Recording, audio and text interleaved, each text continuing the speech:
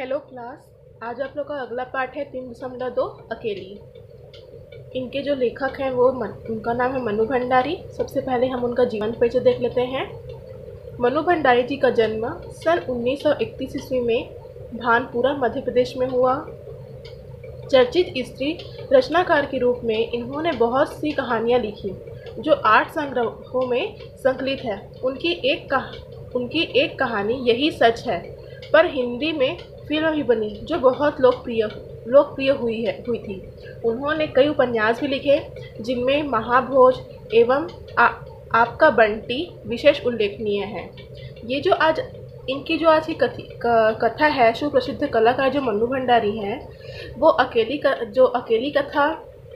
अकेली जो कहानी है कथा तत्वों का समाविष्ट करती है। इनकी जो ये कहानी है वह कथा तत्वों का समाविष्ट करती है। जो जैसे कि आजकल जो वर्तमान सामाजिक रिश्तों पर इन्होंने क्या किया है, एक करारा व्यंग किया है कि किस तरह एक महिला अकेली रहती है, जो सामाजिक रिश्तों में सामाजिक उतार चढ़ाव होते हैं समाज के बीच, अपने घर परिवार के बीच, उन पर यह लिखा गया है।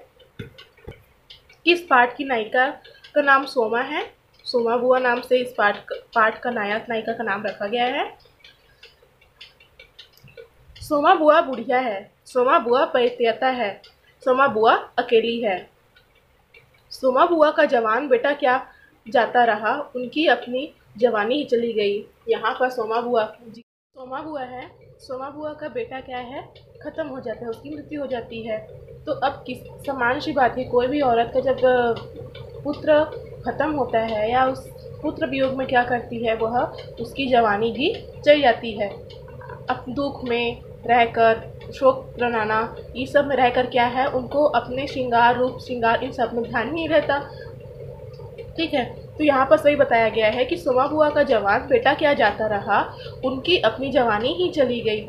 पति को पुत्र वियोग का ऐसा सदमा लगा, जो सोमा बुआ के जो पति थे उनको ऐसा सदमा लगा कि वे पत्नी घर बार त्यज कर तीर्थवासी हो गए। परिवार में कोई भी सदस्य नहीं था उनके एकाकीपन को, जो उनके अकेलेपन को दूर कर सके। पिछले 20 वर्ष में उनके जीवन में बहुत वर्ष बीते, पर क्या है कि कोई भी उपस्थित नहीं था, लेकिन उनके जीवन में कोई परिवर्तन नहीं आया था। और क्या है, जो सोमा बुआ के जो पति हैं वो क्या है, वर्ष में सिर्फ 1 महीने के लिए क्या है, वह घर आते थे। और उन्होंने कभी पति की प्रतीक्षा नहीं की, उनके लिए आंखें नहीं बिछाई। सोमा बुआ ने कभी भी अपने पति का इंतज़ार नहीं किया और ना ही हमेशा आंखें बिछाकर उसके इंतज़ार में खड़ी रही।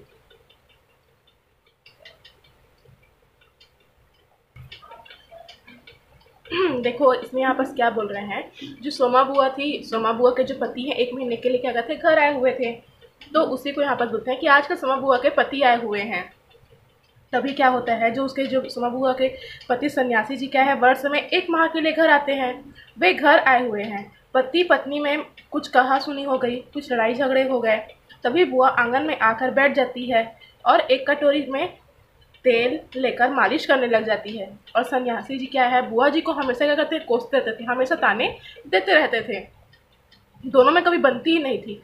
फिर भी बुआ सन्यासी जी का खूब ख्याल रखती थी। एक माह हमें खूब पकवान बने थे। जिस समय पुत्र का वियोग था उस समय था, लेकिन अब समय के साथ क्या क्या है कि अब उस दुख को थोड़ा सा कम हो भी जाता है।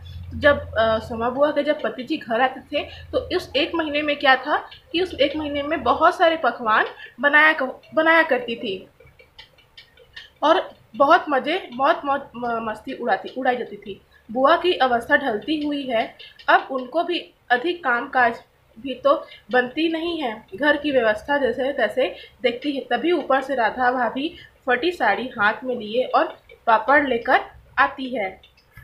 तब राधा भाभी क्या कहती है, क्या हो गया बुआ, क्यों बड़बड़ा रही हो, क्या हो गया बुआ, क्यों बड़बड़ा रही हो। फिर सन्यासी जी महाराज ने कुछ कह दिया क्या, इस तरह से राधा भाभी बुआ जी को फिर आगे देखो आगे क्या कहती है जो बुआ जी है, अरे मैं कहीं चले जाऊंगी तो भी इन्हें कुछ नहीं सुहाता। कल किशोरी लाल के बेटे के मुंडन में चली गई थी, बस इतने में ही ये मुझ पर बिगड़ पड़े। जो उनके पास में जो किशोरी लाल है, उनके बेटे का मुंडन था, षष्ठी कार्यक्रम था, उसमें वो क्या है चली गई। बस इतने में ही क्या था कि जो उनके सोमा बुआ के जो पति थे वो क्या है उन पर बरस पड़े, और इसी बात पर उन पर क्या हो गई, कहा सुनी हो गई। लाल जी के यहाँ जब गई थी तब थोड़े से वहाँ अपने एक तरीक़ा से वहाँ गई तो क्या है अपना आक्रोश और अपना गम भी वहाँ थोड़ी देर के लिए भूल गई थी। वहाँ के जो गीत करने वाली जो औरतें थी, बन्ना बन्नी गा रही थी, वहाँ एक तरीक़ा से देखी तो एक भोजनालय में गई, वहाँ समोसे कच्चे उतारे थे, उन्हें अच्छे से बनाई। गुलाब जामुन भी इतने कम वो थे कि उन्हें भी गुलाब जामुन को भी अच्छे से शेप में दिया। आगे यहाँ पर क्या होता है, जो राधा जी वो बोलती है, राधा भाभी, अरे रोती क्यों हो बुआ, कहना सुनना तो चलता रहता है। सन्यासी जी महाराज एक महीने के लिए ही तो आए हैं, सुन लिया करो और क्या। तो उसमें बुआ क्या कहती है, सुनने को तो सुनती ही हूँ पर मन तो दुखता ही है कि 1 महीने को आते हैं तो भी कभी मीठा नहीं बोलते हैं। मेरा आना जाना इन्हें सुहाता नहीं है। सो तू ही बता राधा, ये तो साल में 11 महीने हरिद्वार में रहते हैं, इन्हें तो नाते रिश्ते वालों से कुछ लेना देना नहीं, पर मुझे तो सबसे निभाना पड़ता है। मैं भी सबसे तोड़ ताड़ कर बैठ जाऊं तो कैसे चले। मैं तो इनसे कहती हूँ कि जब पल्ला पकड़ा है तो अंत समय में भी साथ ही रखो। सो तो इनसे होता नहीं, सारा धर्म करम ये ही लूटेंगे, सारा जस ये ही बटोरेंगे, और मैं अकेली पड़ी पड़ी यहाँ इनके नाम का रोया करूँगी। यहाँ पर सोमा बुआ अपने मन की बात यहाँ पर राधा भाभी से कहती है कि मतलब ये तो 11 महीने पूरे हरिद्वार में रहते हैं और यहाँ तो रहते नहीं हैं, परंतु मैं यहाँ रहती हूँ, सारे रिश्ते नाते लेन देन सबको तो मुझे ही निभाना पड़ता है। अगर एक बार रिश्ता जोड़ ही लिया है तो उससे कैसे मुकर सकती हूँ, उसको तो आखिर दम तक ही मुझे निभाना ही पड़ेगा। यह सब बात कहती है राधा वो से। सारा धर्म देखो क्या बोलती है, अपने पति को व्यंग्यात्मक ढंग से बोलती है, सारा धर्म कर्म ये ही लुटेंगे, सारा जस ये ही बटोरेंगे, और मैं अकेली पड़ी पड़ी यहाँ इनके नाम का रोया करूँगी। इस तरह से उसको व्यंग्यात्मक अपने पति को कहती है। उस पर से कहीं आऊँ जाऊँ वह भी इन्हें बर्दाश्त नहीं होता, और बुआ फूट फूट कर रोने लगी। राधा ने आश्वासन देते हुए क्या किया, रो नहीं बुआ, अरे वे तो इसलिए नाराज हैं कि बिना बुलाए तुम चली गई, इसलिए वे नाराज हैं। इस तरह से उनको सांत्वना प्रदान करते हुए, आश्वासन देते हुए राधा सोमा बुआ को कहती है। इस पर सोमा बुआ क्या बोलती है कि बेचारे इतने हंगामे में बुलाना भूल गए, तो क्या मैं मान करके अपने जिद में बैठी रहूं, फिर घर वालों को कैसे भुलाना। मैं तो उनकी अपनी हूँ, अपनेपन की जानती हूँ। कोई प्रेम नहीं रखे तो उसके 10 बुलावे पर भी ना जाऊँ, परंतु जो प्रेम से रखते हैं, जो प्रेम की बातें बोलते हैं, उसके तो बिन बुलाए पर भी जाना मुझे स्वीकार है। मेरा अपना हरकू होता और उसके घर काम होता तो क्या मैं बुलावे के भरोसे बैठी रहती। मेरे लिए जैसे हरकू वैसा किशोरी लाल। आज हरकू नहीं है, इसी से दूसरों को देखकर मन भर मारती रहती हूँ, और वे हिचकियाँ लेने लगी। इस तरह से अपने दुखों को राधा जी से कहने लगी। पापड़ों को फैलाकर स्वर को भरसक कोमल बनाकर राधा ने कहा, तुम भी बुआ बात को कहाँ से कहाँ ले गई, अब चुप भी हो। अच्छा देखो, तुम्हारे लिए एक पापड़ भून कर लाती हूँ, खाकर बताना कैसा है। और वह पापड़ लेकर ऊपर चली गई। कोई सप्ताह भर बाद बुआ बड़े प्रसन्न मन से आई और सन्यासी जी से बोलती है। अब देखो सन्यासी जी से अब थोड़े से नॉर्मल सामान्य रूप से बातचीत होने लगती है। क्या कहती है सोमा बुआ, देखो अपने पति से, सुनते हो देवर जी के ससुराल वालों की किसी लड़की का संबंध यहाँ गांव के भागीरथी के यहाँ हुआ है। वे सब लोग यहीं आकर शादी कर रहे हैं। देवर जी के बाद तो उन लोगों से कोई संबंध नहीं रहा, फिर भी है तो समधी ही। वे तो तुमको ही बुलाए बिना मानेंगे नहीं। समधी को आखिर कैसे छोड़ सकते हैं। और बुआ पुलकित होकर हंस पड़ी। सन्यासी जी की मौन उपेक्षा से उनके मन को ठेस पहुंची, फिर भी वे प्रसन्न थी। इधर उधर जाकर वे इस विवाह की प्रगति की खबर लाती है। आखिर एक दिन वे यह भी सुनाई कि उनके समधी यहाँ आ गए हैं और जोर शोर से तैयारियां हो रही है। सारी बिरादरी को दावत दी जाएगी, खूब रौनक होने वाली है। दोनों ही पैसे वाले ठहरे। यह सब सुन के वह सोमा बुआ आ जाती है। फिर देखो सोमा बुआ क्या कहती है, क्या जाने हमारे घर तो बुलावा भी आएगा या नहीं। देवर जी को तो बीते 25 वर्ष हो गए हैं, उसके बाद से तो कोई संबंध ही नहीं रहा। रखे भी कौन, यह काम तो मर्दों का होता है। मैं तो मर्द वाली होकर भी बेमर्द की हूँ। और एक ठंडी सांस उनके दिल से निकल गई। तो देखो आगे क्या कहती है जो राधा है वो, अरे वाह बुआ, तुम्हारा नाम कैसे नहीं होगा, तुम तो समधिन ठहरी। देवर चाहे ना रहे पर कोई रिश्ता थोड़ी ही टूट जाता है। दाल पिसती हुई घर की बड़ी बहू बोलती है बुआ, नाम है, मैं तो सारे लिस्ट देख कर आई हूँ। विधवा ननंद बोली। बैठे ही बैठे 2 कदम आगे सरक कर बुआ ने बड़े उत्साह से पूछा, तू अपनी आंखों से देख कर आई है? नाम तो होना ही चाहिए, पर मैंने सोचा कि क्या जाने आजकल के फैशन ने पुराने समधियों को बुलाना हो या ना हो।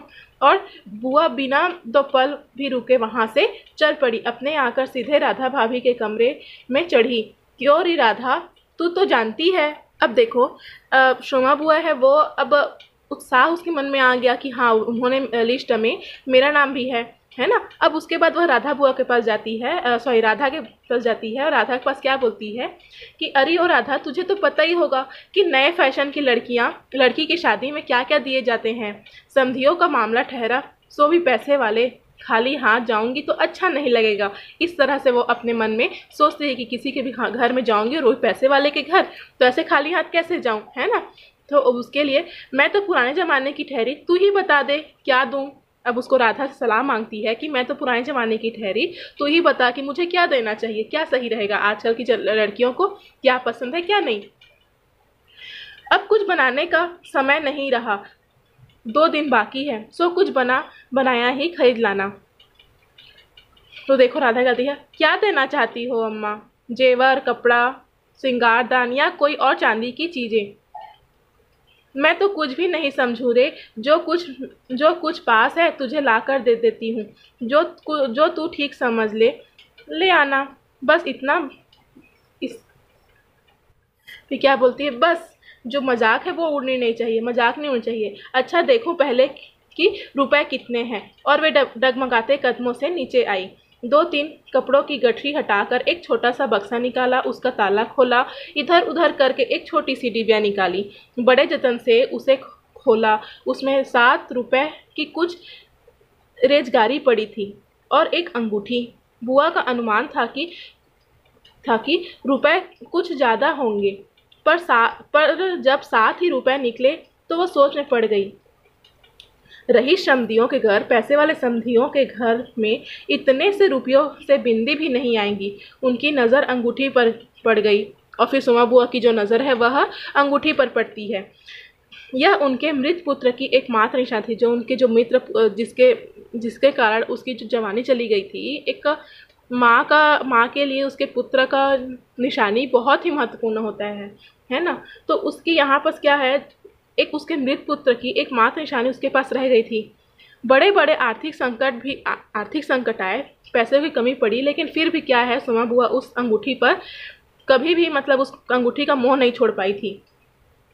आज देखो आज भी एक बार उसे उठाते समय उनका दिल धड़क गया कि मैं इस अंगूठी को मैं कैसे मतलब इसको वेस्ट करके इसको उनके लिए कुछ तोहफे लाऊं, है ना। यह सोच में पड़ गई। फिर भी उन्होंने 5 रुपए और एक अंगूठी आंचा से बांध ली, बक्से को बंद किया और फिर ऊपर को चली गई।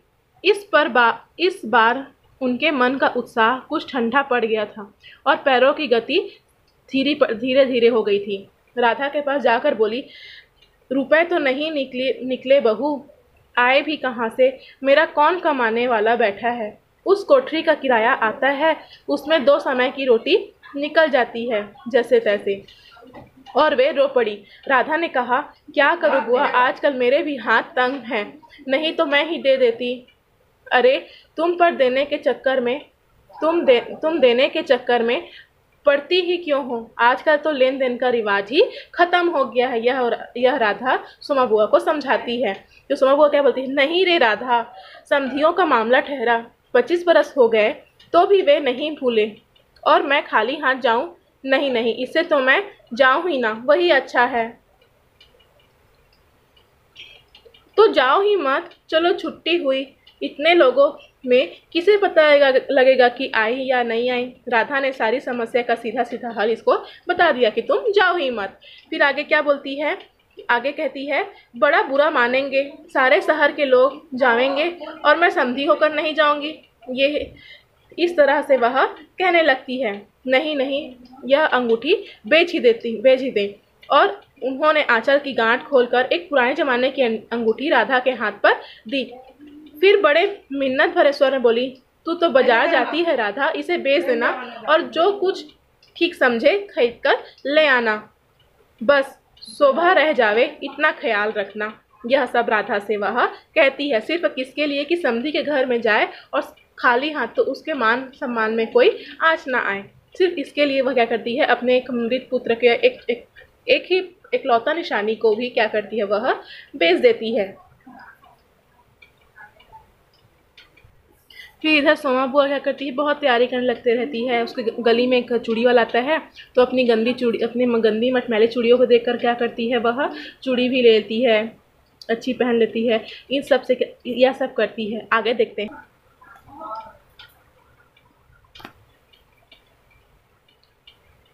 शाम को राधा भाभी ने बुआ के द्वार मंगवाई गई सारी वस्तुएं उन्हें सौंप दी, जिसमें चांदी की एक सिंदूरदानी, साड़ी, ब्लाउज तथा अन्य उपहार की वस्तुएं थी।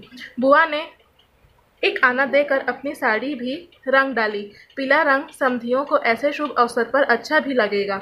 बुआ ने इतनी अच्छी उपहार की वस्तुएं देखकर बहुत खुशी जाहिर की और सोचा कि समधियों की बहुत खुशी होगी इतनी अच्छी उपहार की भेंट देकर। वे तो मेरी भूरी भूरी प्रशंसा, मतलब बहुत ज़्यादा प्रशंसा करने की भी नहीं चुकेंगे, वो तो मेरी प्रशंसा भी करेंगे कि तुम कितनी सारी चीज़ें लाई हो करके। बुआ मन में प्रसन्न थी और वे गदगद हो गई। और फिर बुआ जोर शोर से जाने की तैयारी करने लगी। कपड़े रंगा डाले, कपड़े पे मार लगा डाली, है ना, सब काम अच्छे से करते की। और बार बार पूछती रही राधा को, अरे राधा कितने बजे? एक चौंकते हुए बुआ ने पूछा, कितने बज गए राधा? कहा 3। क्या कहा 3? सर्दी में तो दिन का पता ही नहीं लगता, बजे 3 ही हैं और धूप सारी छत पर ऐसे सिमट गई है मानो शाम हो गई हो। फिर एकाएक जैसे ख्याल आया कि यह तो भाभी के प्रश्न का उत्तर नहीं हुआ, तो जरा ठंडे स्वर में बोली, मुहूर्त तो 5 बजे का है, जाऊंगी तो 4 बजे तक जाऊंगी, अभी तो 3 ही बजे हैं। बड़ी सावधानी से उन्होंने स्वर में लापरवाही का पुट दिया।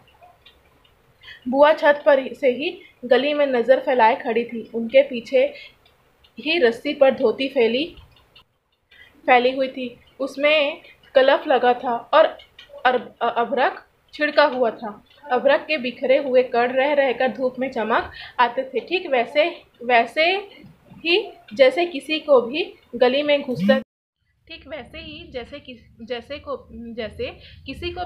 घुसता देख बुआ का चेहरा चमक उठता था। आगे देखते हैं। 7 बज चुके थे, जबकि सगाई का समय 5 बजे निर्धारित था। बुआ अपने ही आंगन में बार बार चक्कर काटती रही। जब राधा भाभी ने ऊपर छत से नीचे झांका तो क्या देखती है वह? बुआ जी की क्या है, छाया देखती है, छाया दिखाई देता है। तब राधा को पता चलता है कि बुआ अभी अपने आंगन में आ जा रही है। राधा ने बिना ज़्यादा सोचे छत से नीचे आने का निश्चय किया। जब राधा छत से नीचे आई तो बुआ से पूछा, इतनी रात क्या कर रही हो बुआ? सर्दी इतनी अधिक है, क्या आज खाना नहीं बनेगा बुआ? जब राधा ने बुआ से कहा कि 7 बज गए हैं तो बुआ के पैरों तले जैसे जमीन ही खिसक गई। 7 बज गए हैं? बुआ कहती है 7 बज गए हैं? 7 बजे? फिर जैसे अपने ही बोलते हुए पूछा, पर 7 कैसे बज सकते हैं? मुहूर्त तो 5 बजे का था। और फिर वह जो रिश्तों की जो अहमियत है, रिश्तों का जो यहाँ पर सिलसिला चल रहा था, वह समझती है। फिर एकाएक एकाएक ही सारी स्थिति को समझते हुए स्वर को भरसक सैयद बनाकर बोली, अरे खाने का क्या है, अभी बना लूंगी, 2 जनों का तो है खाना, क्या खाना और क्या पकाना। इस तरह से बुआ अपने धीरे धीरे स्वर में बोलती है। वो दुखी हो जाती है और उसका मन भी दुखी हो जाता है, दिल टूट जाता है। फिर बुआ बड़ी चिंतित और अधीर थी। उन्होंने सगाई हेतु संपूर्ण तैयारी, बहुत सारी क्या थी, तैयारी को कर ली थी। नए नए कपड़े, नई चूड़ियाँ, सब, और यहाँ तक कि जो सामान देने के लिए था गिफ्ट के रूप में, उपहार में, वो सब भी, यहाँ तक कि अपने मृत बेटे की एक ही जो निशानी थी उसको भी बेचकर उसने वह सारी तैयारियां की थी। बड़ी ही करुणा होकर उन्होंने अपने हाथों की चूड़ियां खोली, साड़ी एवं उपहार की सभी वस्तुओं को एक जगह एकत्रित किया और एकमात्र संदूक में रख दिया। जहाँ से सब कुछ निकाली थी वहीं रख दी। और फिर बड़े ही बुझे दिल से अंगीठी जलने लगनी। खाना खाने के लिए उन्होंने खाना बनाने के लिए आगे जलाई। इस तरह से जो आजकल समसामयिक मुद्दे जो हमें देखने को मिलते हैं समाज में, एक रिश्तों के तौर पर, एक रिश्तेदारी के रूप तौर पर, यहाँ पर 2 बातें समझ में आती है। एक, पहला ये, जिसके पास पैसा है उनसे रिश्तेदारी निभाई जाती है, और दूसरा कि आप अपने आप को इतना मतलब काबिल बनाओ परंतु अपनी मानवता ना खो, जिससे क्या है, हमारी बरसों की जो रिश्तेदारी है उसको भी हम ना पूछें। बस ये कहानी का ये मोरल ऑफ द स्टोरी था। धन्यवाद।